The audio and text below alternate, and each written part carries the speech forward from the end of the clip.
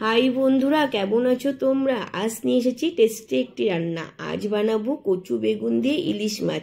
এইভাবে বানিয়ে দেখো বন্ধুরা, লাগবে ভারী খেতে। আজ প্রথমে নেব 6 পিস ইলিশ মাছ, আর নেব কচু বেগুন, কাঁচা লঙ্কা কেটে ধুয়ে পরিষ্কার করে।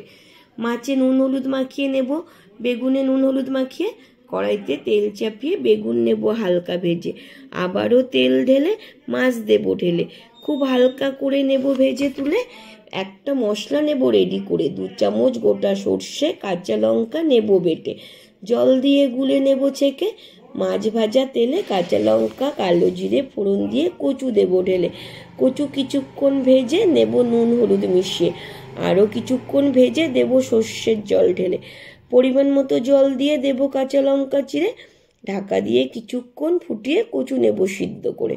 ঝোল ফুটে ঘন হয়ে এলে মাছ বেগুন দেব ছেড়ে, আরও কিছুক্ষণ ফুটিয়ে দেব স্বাদ মতো চিনি মিশিয়ে। ব্যাস রেডি কচু বেগুন ইলিশ মাছের ঝোল। গরম ভাতের সঙ্গে জমে যায়।